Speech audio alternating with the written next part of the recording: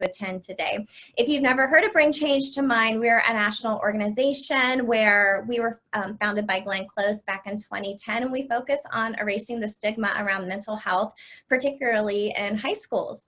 So we're so excited to dig into this week's conversation about identity and mental health, because I feel like at that point in your life, you're really trying to figure out who you are and figuring out what your true identity really means. But let's get started with a few fun activities. We're going to get a little physical. If you were with us last week, we did these activities and everyone said they were so fun. So we're going to do them again. Okay. So the first activity, we're going to do a little movement. So we're going to dab, as the kids say, we're going to dab. Boom. You can kind of sneeze into your shoulder, you know, to prevent. So 1, 2, 3, everyone just dab. And dab the other way. Woo.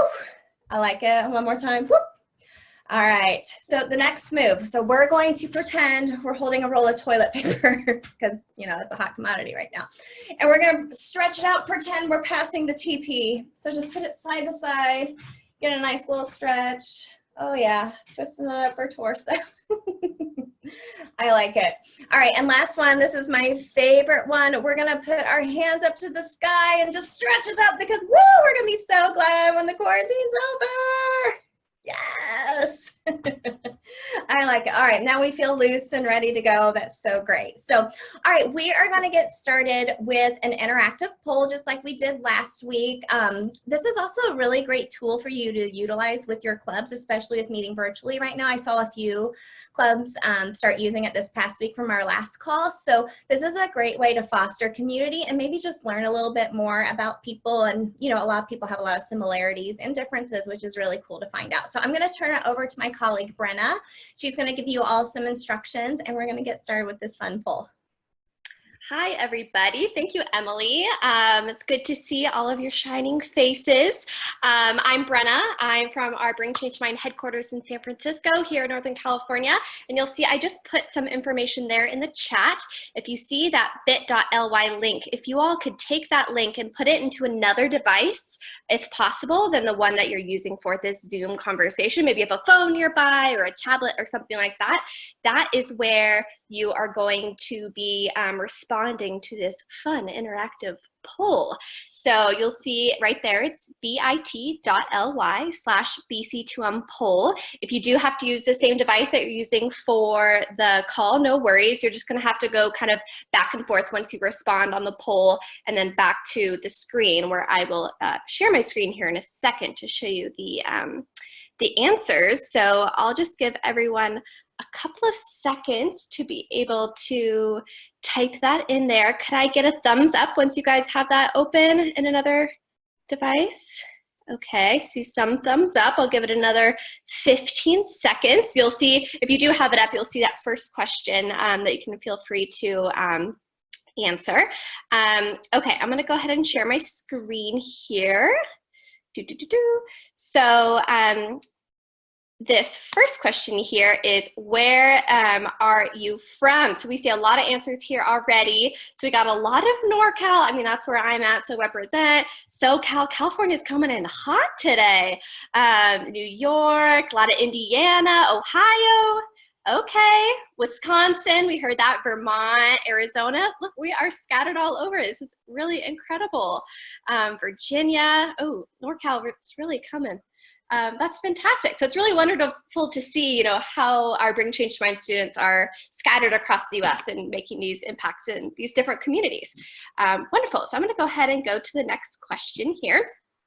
It's another multiple choice. So when we talk about identity, I think a lot of people think about very different things when they even just consider what that might be. And so different types of identities kind of pop up in your mind more strongly. So when you think of that, when you think about your own identity, what of these particular aspects that we chose here do you find to be the most common thing that you think about? We see a lot of gender, ethnicity, culture, sexual orientation, super interesting. And I think this is just really great to see kind of the diversity in how people are even thinking about this topic, because it's not just one thing is everyone's identity, no matter how they interact with that. So Super fascinating. Thank you all for sharing that. I'll go here to the next one, which is a fun word cloud. We are fans of these here. So when we're talking about feeling you, I feel like we all are able to experience this in different things in our lives. You know, when you feel free, you feel the most like connected to yourself. I see a lot of singing, music, a lot of creative aspects. I think that's really wonderful. Viola specifically, wonderful. Listening to others, might make a good psychologist there, whoever wrote that. Singing is big today. I love it. Gaming, running. I just started running during quarantine. Not so sure how I feel when I'm doing it, but I'm giving it a shot.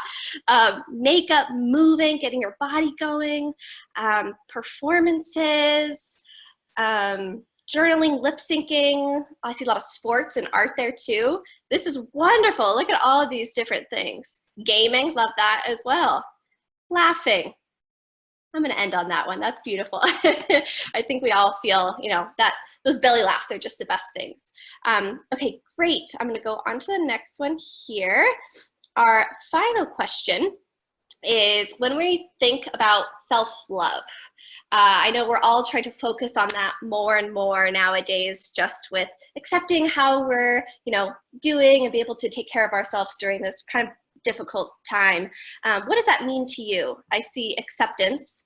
I completely agree with that. Compassion, vulnerability, sleep. I love that's a very like kind of actionable thing that you can work upon to show your self-love and have that self-care be in your life. Worthiness. These are beautiful words here, everyone. Safe, forgiveness, grace. Wow. This is really, really beautiful. Relaxing, strength. All of these things are so incredible, and even just reading these now, I'm so happy that we can put words to what this self-love can really mean for ourselves. I think that's important for us to even think about that as we move forward during this time, and really be able to hone in on what those activities are where we can deliver ourselves some self-love. So wonderful. Thanks everybody for going through that exercise. I'll stop sharing my screen now. And I will turn it back over to Emily. Awesome. Thank you, Brenna. That was beautiful. Thank you all so much for sharing and being so vulnerable. I saw someone put lip syncing. I totally agree with that. I feel like I'm a total rock star and free when I am lip syncing as well. It's amazing, amazing. So like I said, that's a really great way to connect with your fellow club members, and you know, you can just use that link and maybe even create your own poll to use with your fellow students within your Bring Change to Mind clubs. So let's get this party started. I want to introduce you all to Andrew Levitt. So let me tell you a little bit about him first, but first, just a side note, we are going to be just doing a brief conversation, then we'll open it up to question and answer, so you guys can ask directly to Andrew any questions you have for him. You can start entering those in the chat. We'll have people monitoring those for you.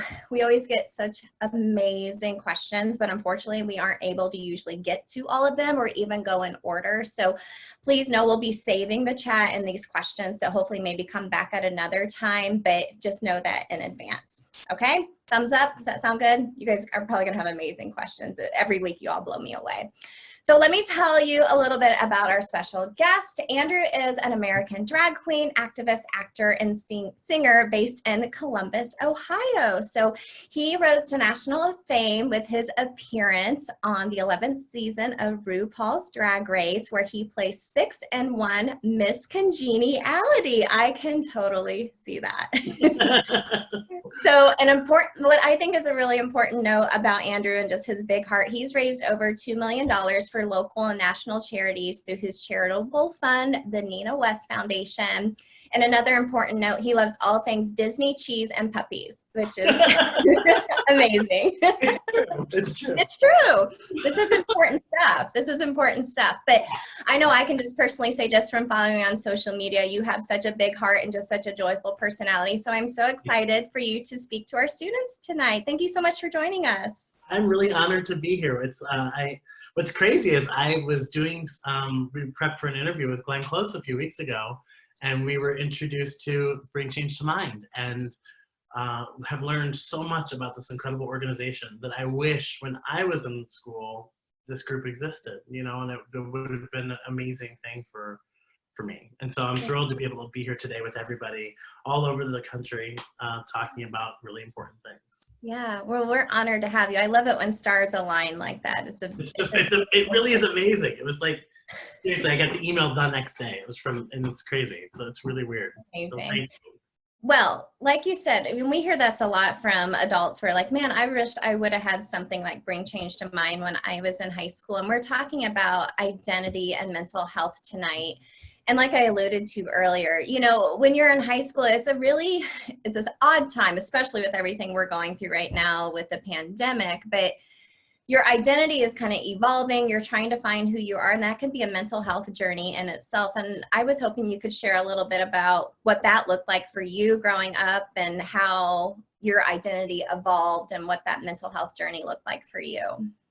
Yeah, when I first came to understand my difference, the fact that I was different, I developed a lot of anxiety around that and a lot of fear regarding people figuring out who I was and finding out who I was without me being able to either tell them or me being ashamed of myself. And so that was the first part of a very tough journey. And I think anyone who's LGBTQIA+ can understand that when you're coming to terms with your gender identity or your sexuality or your difference in any way. It's tough, and it takes such a mental toll. And when I was all of your ages who are watching, we really didn't have a conversation about mental health. I know that I was taken to therapy by my parents to try to fix the problem that they saw, which was my sexual orientation. So I didn't have a chance really to actually address the things that I was really feeling and the things that I was going through and the things that were scaring me. So as I've grown and I've become an adult, a big kid, but an adult, I have learned the importance of mental health and embracing my own insecurity, my own anxiety, every beautiful thing about me, the flaw and the things that are great. But every flaw, and it's hard because it seems so simplistic to say, well, you just accept it. But it's just really not like that. It's a lot of conversations with yourself, and it's hopefully a lot of conversations that you have with someone that you trust, a therapist, a counselor, which are all things that I have done and believe in doing. Absolutely. Well, that's beautiful. And, you know, no one's journey is completely linear, and that's always going to be changing and evolving as you're changing as a person and different life circumstances you go through as well. Well, you know, and I think to everyone who's watching who's younger than, like, who's not an adult, but to everyone who's watching who's in high school, you're told that you need to find yourself, and you'll find yourself in high school, you'll find yourself in college, and your life is a journey with yourself, and you grow and you change and you ebb and you flow, and there are great days and there are really terrible days, and the challenges of learning to go with the tide as it comes in and goes out is tough, but that is the challenge of life. Life is not supposed to be easy. Life is supposed to be a challenge, and we're here to learn, and we're here to give our experience to others and teach others and impart wisdom and learn from them. You never stop learning, and in turn, you never stop finding yourself.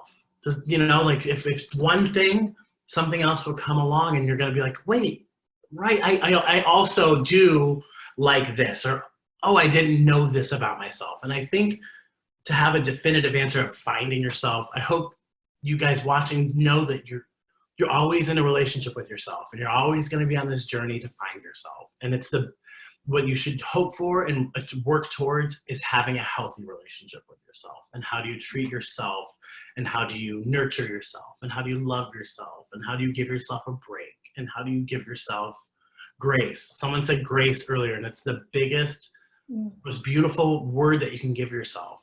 Giving yourself grace, allowing yourself forgiveness and allowing yourself mistake. And those are all things that you learn with time. And it's like, these are all big things that we're talking about tonight, but it just doesn't happen overnight.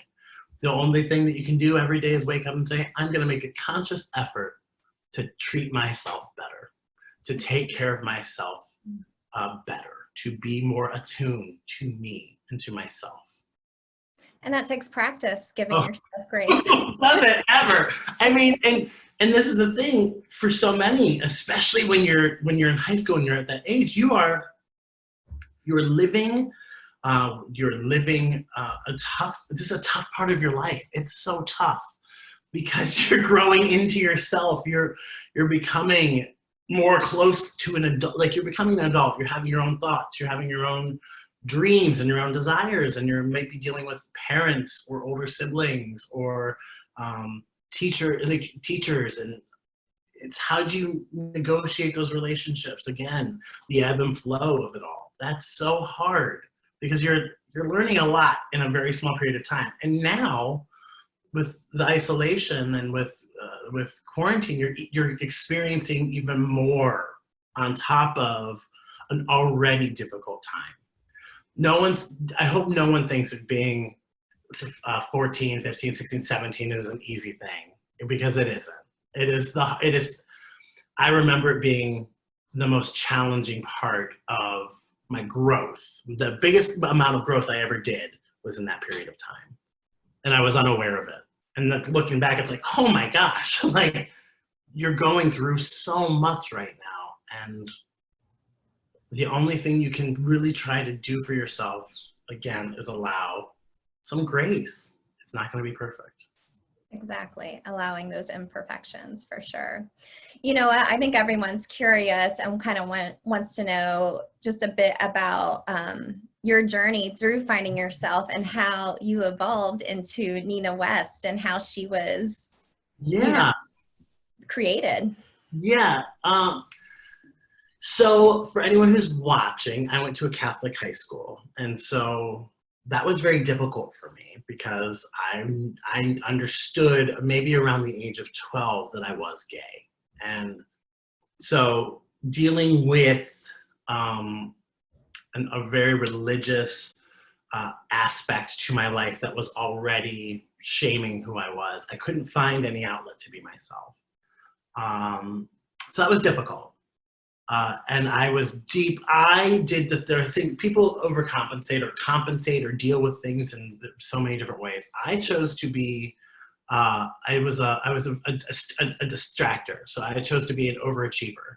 So it was like, I was a great student. I was really good. I was a really good competitive swimmer. I did all these things great to try to distract my family, my friends, from the fact of who I was, of my own identity. So people wouldn't ask, oh, and so I date girls just to, even though I think everybody knew, including myself. But I was doing so many different things to distract. I went to college, which I talked about on the show. And when I went to college, I really became openly gay, like just living my truth, being very honest and upfront with who I was and my identity. And that led to a series of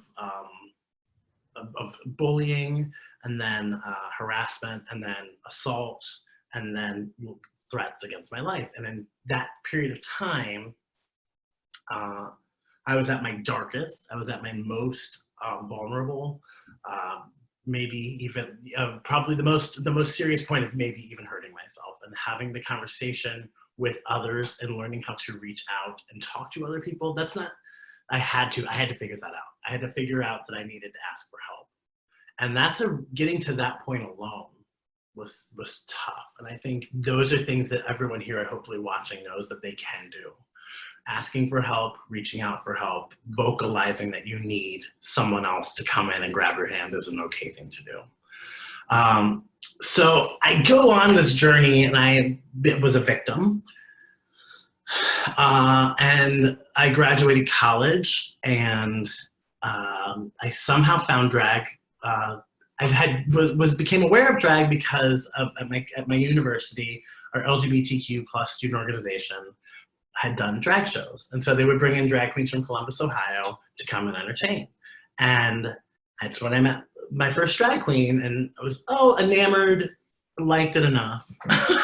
And my senior year, my friend Justin and I made a bet that we would do drag our senior year of college, just for a fun night, we would do it. And so I did it, and I started to find people that understood me in a way that I didn't even understand myself. I started to connect to what I like to call my tribe, the people that spoke to the things in me that I was unaware of. I was refusing to connect my masculine to my feminine, and I was ashamed of everything about me that was seen as weak to a greater culture or society, even to my parents, not being the man that they wanted me to be.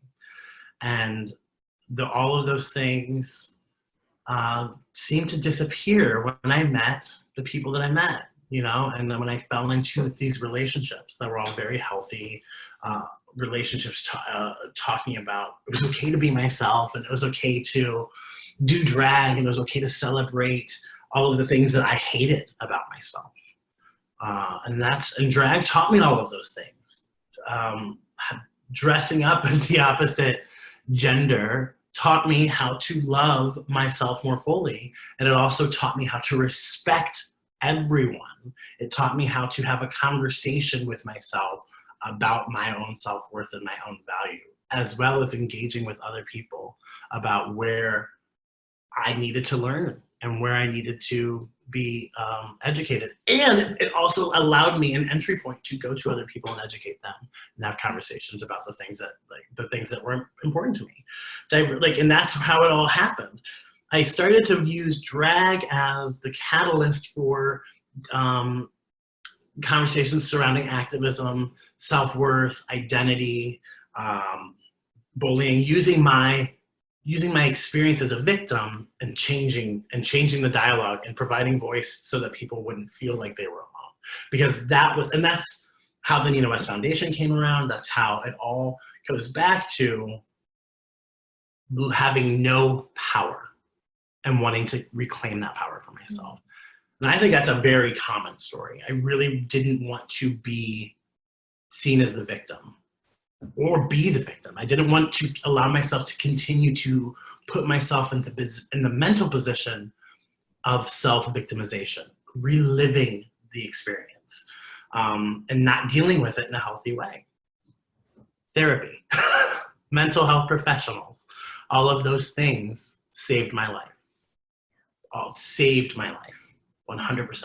And I can tell you, fast forward on the journey, I go to Drag Race, and I have this amazing experience, but it's mental. It is a mental thing to go into an experience, to be gone for 6 weeks from your life, to tell no one about it, to not be able to talk about the experiences that you're having, to not share those experiences, and then come home and pick up your life for 7 months like nothing happened because you can't tell anybody. And that's when I reconnected with a therapist. And that's when I reconnected with myself and learned that I had to, again, I couldn't do it alone. I couldn't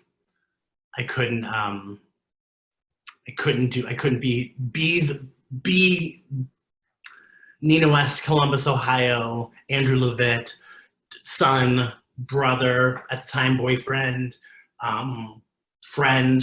I couldn't be that person and not go to a therapist and be like, I have to tell you everything that happened. This is how, and that's how I had to mentally comprehend and deal with the experience that I had that everyone else saw 9 months later as it unraveled week after week.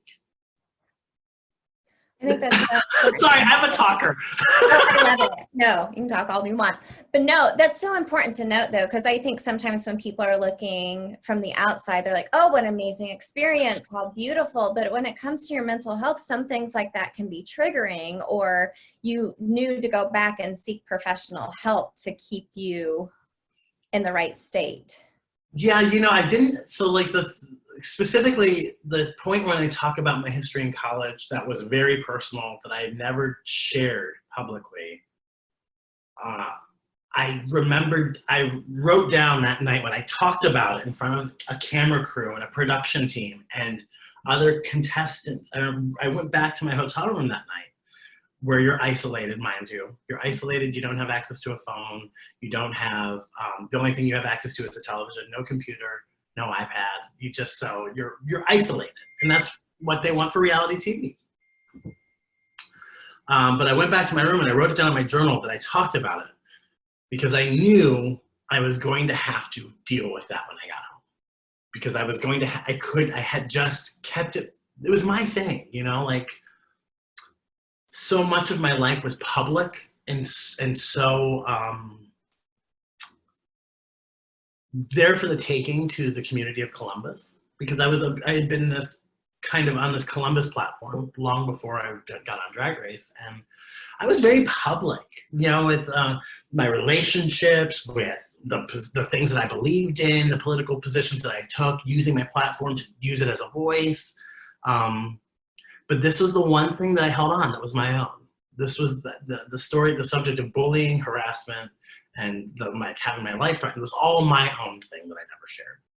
And I had to deal with that coming home, and I had to talk to a therapist. And then it was the elimination was problematic for me. And there were so many things about my experience. I was like, I just have to talk to a professional. Awesome. Andrew, thank you for being so vulnerable with us and sharing your story. That's amazing. Well, I think it's important for everyone who's watching to understand that whatever you're experiencing is your experience. And it's important that you are heard and you are seen. And my experience might be different from yours, but it is still an experience that you might be able to grab onto and say, you know what, I'm not alone. I'm not isolated. And even in this isolation, I'm not isolated. I'm not alone. And I just think it's really important that people know that they have somebody. That's amazing. All right, let's dig into these questions from our students, because they're amazing. And I was going to call on Grant first. He had a really great question. And when you mentioned, being eliminated, he typed in robbed. Thanks, Grant. So Grant, you get to go first. Hi, Nina. Hi, Andrew. Hi, Grant. I'm a huge fan. And yes, you were robbed, but that's another story. Anyway, of course. First of all, I just wanted to thank you for being so open, both on the show and outside of the show. As a gay teen myself, I struggled, not necessarily, I was very lucky with having accepting parents, an accepting relationship with my brother and my friends, but I think what was always super difficult for me was accepting myself. And so seeing someone like you so open about what they've gone through is really inspiring. And I know all your work with Drag is Magic, I literally, if I had seen that when I was 10 years old or 7 or younger than that, I can't tell you how much of a difference that would have made in my life. So thank you for all your work with that. Thank you. Thank you. Sorry, and okay, I'm gonna stop. But my question was in regards to, LGBTQ youth are more likely than cisgender and straight peers to attempt suicide. And so as a queer artist, how important is it for representation in the media for LGBTQ's youth's mental health? It is tantamount. You don't, that's why people say representation matters. That's why it's not just a talking point. It means everything to be able to see yourself and to understand that you are, again, it's so simple to say, but you are not alone. And I don't want it to come off as being trite or as it being, you know, just like off the cuff. I'm not saying it off the cuff, because when I was your age, I felt like I saw no one like myself, and I'm much older than probably everybody here. But my representation, I remember, were people who were playing gay. There was, you know, and every gay character in media was dying of AIDS and was homeless and was alone. There were no joy-filled stories about people like me. So I didn't see myself having success. I never saw myself having an inroad to happiness. And of course, I'm on the other side of that. On that other side of where you're at now in your life, I'm on the other side of that. And I recognize, and something was really powerful, someone said to me is, and you are, wherever you're at in your life, you are not broken. And you might feel broken. You are not broken. You're only bent. You're not broken. And you only rise out of this, you only rise out of this by sometimes carving your own path and finding your own niche. I latched on, for me, it was theater. Finding the first few people who were gay and out and living happy lives. And I was like, oh, wait, hold on, wait, that's not at all what I was told would happen. So I had to find my representation. Now, there is a lot of representation, but it's in my opinion, we are on the line of it's not good enough. Just because it's there doesn't mean it's adequate and it's acceptable. So I think having representation matters. And if you see something that you think is ridiculous, call it out. You speak up and you call it out. I'm not about a canceled culture. I think that's very dangerous. Cancel culture is very dangerous because there's so many different things that make us all up, and we're very different and unique. But if you find someone being inauthentic to the experience, then you absolutely say that you're misrepresenting everything that's glorious and wonderful and beautiful about me. And that's why representation matters, because the kid who is at home, who is in a household that doesn't have internet, that doesn't have a television, that doesn't have access to a big, bright, colorful world where you fit in and I fit in, and 17 million billion other people also fit in, when they don't have that access, they are the ones who are saying, I don't see myself. And you know, but it's also a conversation of bullying. I mean, there's so many aspects to your question. We have to do better. We have to have conversations.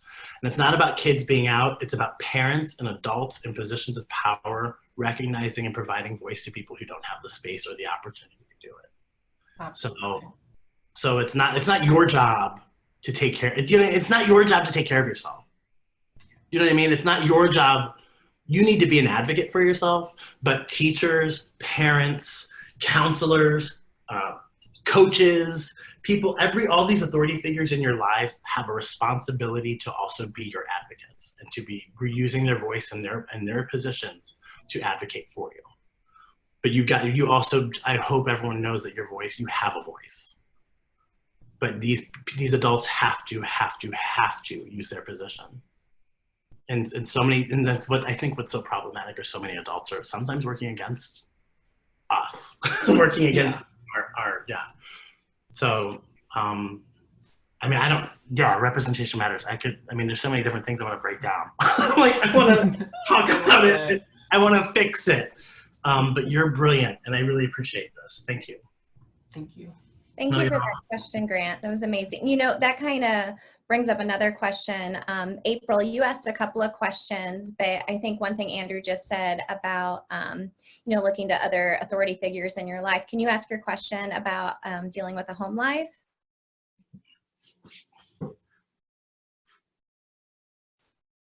You can come off mute. April, I'm not hearing you. I can read her question. I see it. You see it? Yeah. Is it April, is this your question? How do I deal with a home life that is not supportive of my identity. Hi, April. Thanks for asking a really smart question, April. I think it's powerful and real.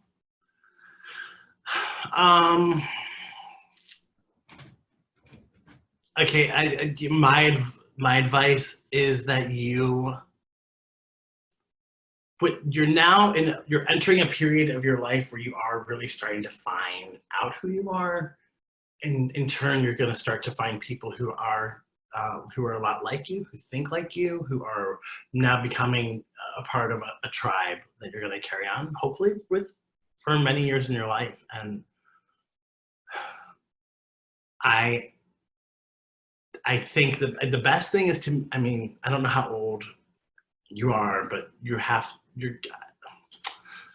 this is tough because I don't want to say the wrong thing. I think you have to find the people that are going to support you and cheer you on. And yeah, I don't want to say deal. I don't want to say suffer through,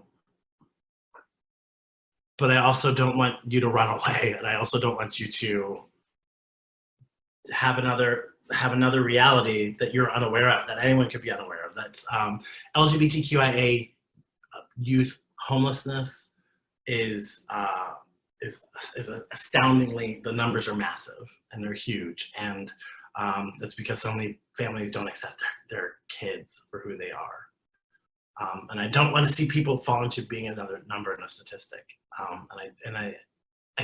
because you're dealing with this and this is affecting your mental health. It's causing anxiety, fear, isolation. I understand that. My biggest advice would be, if you're in this situation of quarantine, I don't know how to answer this because this is tough. What would you say? What would you say?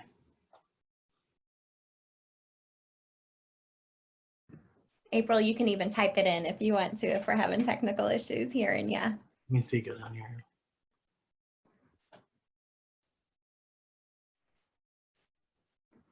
The thing is, I don't think there is a right or wrong answer. I just want to make sure, like, your physical safety is the most important. Physical safety is the most important in this situation, and you need to ensure that you're physically safe. And if you're not safe at home, then we need to find other answers and other avenues to pursue. And college is, I mean, I'll tell you this, college was I went to my first day of college, I said, that's it. I'm gonna be out. And that was August orientation at college. I said, that's it. I'm not gonna hide who I am anymore. College was a really wonderful place. And because there are so many people who are going through the experience of, I want to figure out who I am. Like, and I need to know who I am. And that's what, I mean, I'm not saying that's what college is for, but college is great for that. So it's a great opportunity. Thank you for that, April. Sorry we couldn't hear you, but we can see you. You know, Kayla just asked a really, really great question I think is really relevant since we're talking with high school students. Kayla, would you mind coming off mute and asking Andrew your question? So I actually am a teacher at a school. I'm a prevention specialist, former teacher, and I serve a very rural area in Southern Ohio, Pike and Ross County. Mm-hmm. And there are like very limited opportunities for the LGBTQ community to be engaged with their schools and really feel included. They're oftentimes kind of excluded from things or seen a particular way. And my question is, like, how do you get the schools on board with doing things to include them and even just our communities? Because we just recently in Ross County got our first capital like Pride Coalition.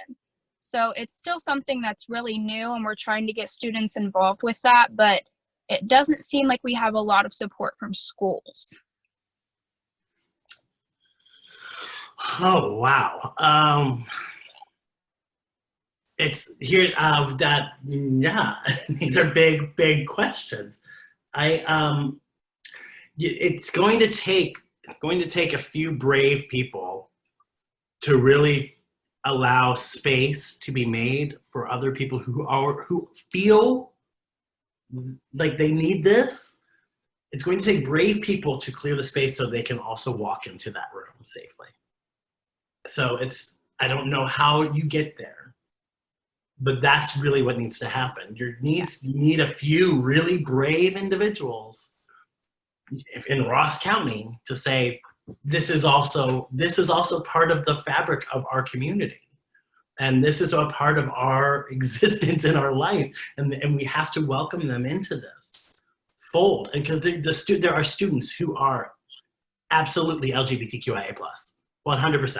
We're everywhere. Like we are within all of these communities. And these students can, like I said, these students can't always advocate for themselves. Right. And it's tough for you because you're a teacher, you're young, so but yeah. But I'm going to say we look to you. I had one real teacher in my life in high school that definitely left that impact and left that mark. So we had thought about starting like support groups that would possibly like meet at lunch, but then it would be like getting allies and things like that to join too. So just kind of ideas that we've thrown out there, but a couple of our schools have more people that are out than others. So, and and we're allowing the space for people to come however they are will allow others to say, you know what, that's not a big deal. That's just a part. That's a part of our school, just like the newspaper is, and the choir and soccer. Like this organization, like these people also have the right to get together and do that. So even if it's just allies for the moment, somebody who might be LGBTQIA+, who even is identifying as an ally to protect themselves for safety, it gives them an opportunity to have space. I don't know. I mean, I would love to hear what are there students here who are in rural? Just to give you an example, like the graduating classes around here are between 80 and 90. So they're very small, very, very small classes. Like one of the schools I serve, there's 56 in their graduating class this year. So you're talking like tiny, very rural, small-minded individuals and communities that surround and raise these kids. Yeah, so there's a lot of bullying that goes on too. Yeah, these are like all families that all probably know one another and have known each other for years. And yep. I do think that it's going to require some kind of someone within the system who is an adult to make sure there is a change. And I don't know how to do that. And I don't know how to suggest that. But I do know that it does not just happen. The kids are gonna be queer. Kids are gonna be, you know what I mean? Kids are going to be doing themselves. They're going to be themselves. And not everyone's gonna have the luxury of leaving their town. Not everyone has the luxury of going off to college. These are real things and real conversations. You know, like some kids are gonna be stuck in these towns and these cities and you need to form networks that allow them to be themselves. Networks have to be created, and I don't know what the answer is. These are so big, and I want to fix it, and I don't know how to fix it. These are big questions. I mean, I definitely feel like we're progressing a little bit more, but there's still so many steps we need to take within our communities, and a lot of communities are trying to catch up to what bigger communities are doing as well. I mean, like there's just a lot of things that we got to talk about, right? You know, like for us to even, there's a lot of things we got to talk about. A lot of moving parts with that. You know, I mean, you have issues. I mean, like it's not just LGBTQIA+ issues. It's women's issues. It's people of color. It's like all of these things. We have to work together to have a conversation. None of us are an island. You know, we don't solely exist on our own, even though it does feel like it, especially right now. We don't exist on our own. It's a great point. You know, kind of flipping around a little bit, I want to leave everyone with a few tips that you've kind of personally gained from your own experiences. Allie, you had a really great question, and then we'll ask a couple more just after yours. Do you want to come off mute and ask Andrew your question? Yes, I would love to. Thank you so much for being here, and then also for Bring Change to Mind, for allowing this great community to just kind of gather, especially during quarantine. But my question, you really emphasized about being able to ask for help and how that really changed your kind of outcome and outlook and really helped you with your journey. And I feel like asking for help can be so hard, especially in this kind of individualistic society where we put so much pressure and ideals on being so independent and, you know, pull yourself up from the bootstraps or whatever the saying is. I don't like to use it that much, but I was just wondering if you had any tips or just advice or any ways to just kind of make the process of asking for help a little easier. Yeah, yeah. It's so true. I have a hard time asking for help now with like, hey, do you want to help me with this project? I have such a hard time asking for help. First of all, I grew up in a very different time period where I didn't have social media to serve as a point of reference. So let me first address that. Social media is a great tool that can unite us, and we can find people like ourselves, and we can connect with them. But it's also a tool that is not real. It's a great opportunity for us to put out what we want the world to see of us. And I hope that as you all grow and develop, this wonderful tool is there to hopefully connect you, not divide you. And not be a litmus for you to hold yourself up to a standard that really is unattainable or like not really achievable. Because you are really intrinsically at your own core perfect as you are. Whatever picture you put up on Instagram or whatever status you write on Facebook or whatever, that's not necessarily real. A lot of it's fabricated. And that does wear down, especially at a young age. You guys you're processing like, well, why does, and how do they, and why can't I? That's a dangerous road. I didn't have that. So it was a different avenue. But there's a lot of ways, if you don't feel comfortable being identified, there are a lot of different methods through social media with which you can reach out and have anonymous help. They're great networks. Trevor Project is one of my favorite organizations that I've ever worked with. And they have a hotline that people are always constantly working. And if you feel like you need to have a conversation with somebody, you can make a phone call and you can talk to them anonymously and tell them about your problems and your issues. And just having that conversation is important. For me, it was I came out to one person. I did what I needed to do in high school. I said to somebody, my friend Laura Bonnell, who I will forever be enamored with, who saved my life because I was able to say, I'm gay. And she took me to this, and now my time, we went to the Barnes & Noble bookstore, and I went to the LGBTQ book section so I could find a book about, legitimately, that's what I did. I didn't have the resource of going online and being like, where are other people like me? Like, I went to a bookstore and I went to a section so I could look at a book of pictures of people celebrating Pride. So I think it's so important that people have the opportunity to connect and have a conversation with one another. And coming out to even one person is even an important step in that journey. But asking for help in this process is so, so essential. And I know it's scary. How do you find someone who's going to listen to you and trust that every word you say and not betray your trust and not run off and tell someone else? How do you put that trust into someone else?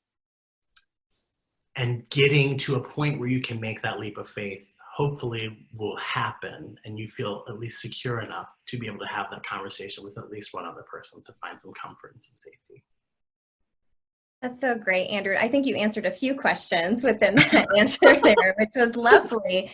And a few people typed some resources in the chat that I think are really great resources for everyone to check out. I think we had one more question from another student. Glenn, are you on the line? Yes, can you hear me? Yes, did you have a question for Andrew? Hi. Andrew! Hi, Glenn. It's so nice to see you. Surprise! You!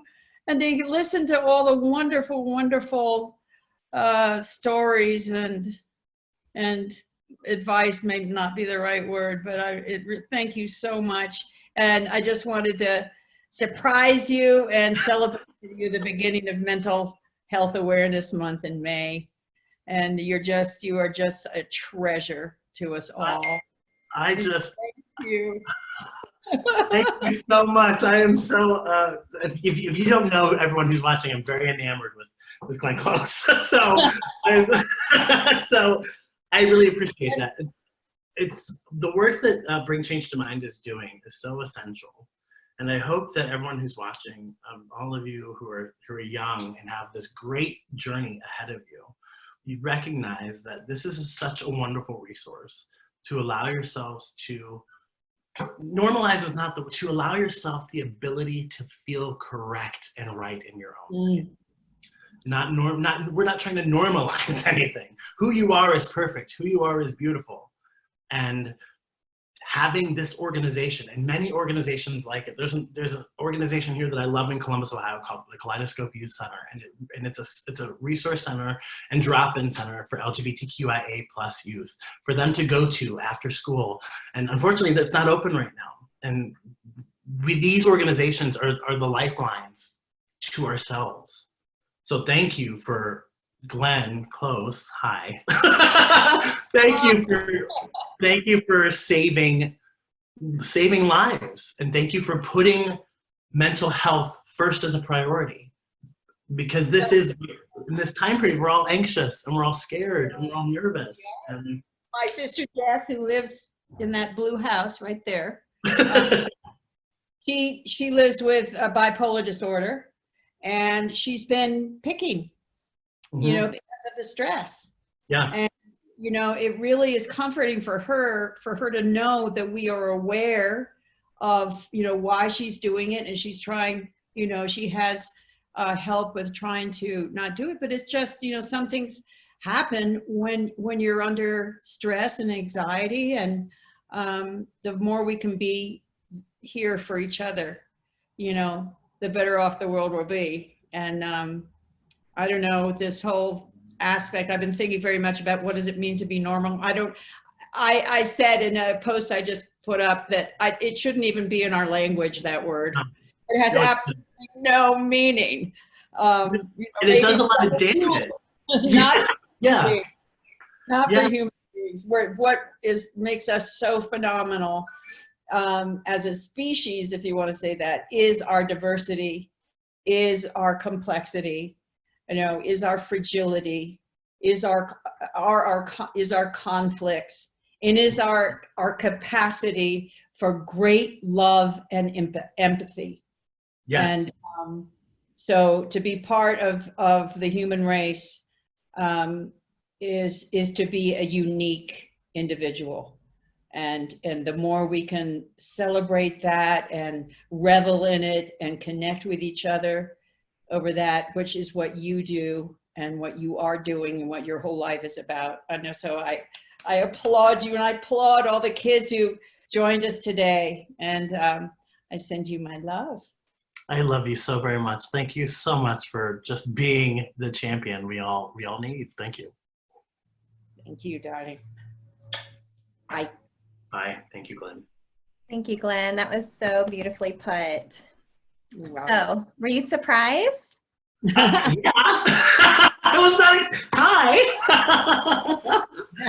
Oh, wow. Yeah, I'm very surprised. Awesome. Well, I have 2 other sisters, and we have a sisters dinner every Thursday. Yeah. And Jessie just put a big pot of pasta with bison sauce on it. So, I better go over before it gets cold. But again, love, love, love, love, always love. Thank you. Yeah. Thank you. Thank you, Glenn. Awesome. Wow. Well, yeah. You guys, listen. You can, you can do anything. Glenn Close just stopped by. No, here's, I mean, truthfully, you know, I was thinking about this since you guys asked me to do this. I've been kind of plagued with wanting to make sure that I say the right thing. And the right thing really isn't, there's never really the right thing to say. You know, whatever you're experiencing is real and it's valid, and it's so important that you know that you are everything that makes you up, and like she said, your complexity is so truly beautiful and gorgeous. And it's so easy to have someone want to come and chip away at your shine and chip away at your beauty. It's so easy for that to happen day in and day out. When you read it on social media, when you're in interpersonal relationships, people want to take away your shine. Please remember that you have to be the purveyor and the holder of your shine sometimes.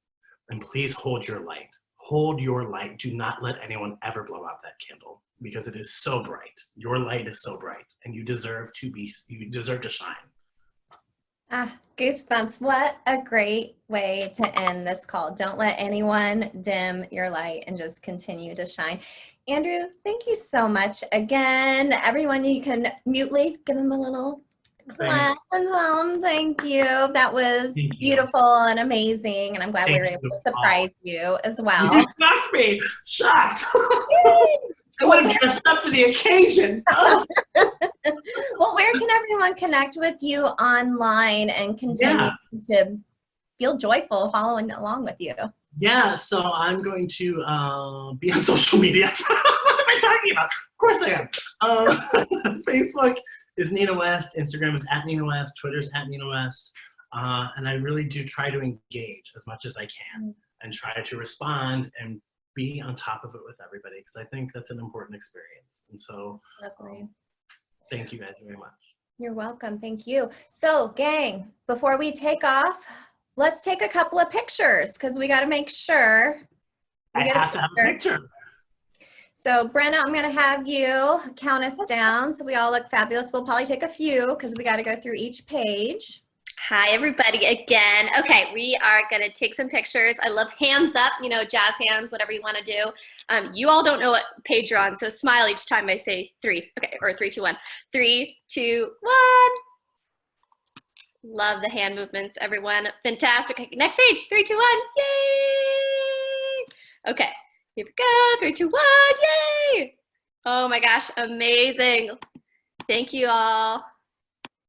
Super. Thank you so much. Those are always fun. So we'll be emailing out an evaluation right after today's call. Make sure you're following along with us at Bring Change to Mind. Social media pages, our high school and our main page.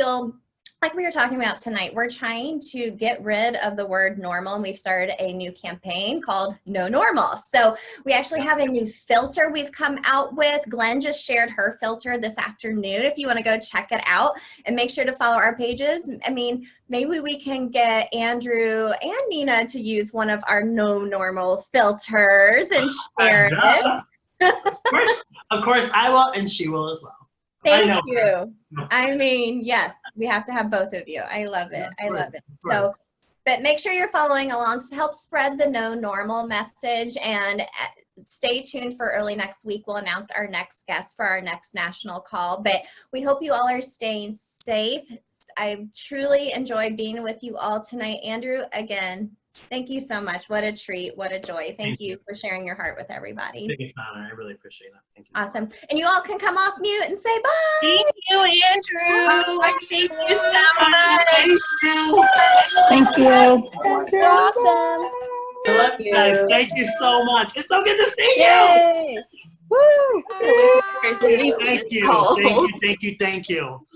I thank you, Dior. Thank you so much, Dior. Bye, I'm going to try to say goodbye to everybody. Thank you, Danny. I love you, Danny. Bye, Nina. Bye. Bye. Bye, Charlotte. Thank you so much. Thank you. Bye, Charlotte. Hi. I'm trying to see everyone's names. Thank you, Eric. Thank you, Leo. Thank you, Christy. Thank you, April. Thank you, Rachel. Thank you, Christian. Thank you, Ashley. Thank you, Samantha. Thank you, Liz. Thank you, Piper. Thank you, Nick. Thank you, Lucas. Thank you, I'm looking at all your names. So yeah, I'm going to say goodbye to each and every one of you. Thank you, McRobert. I love you guys. Thank you.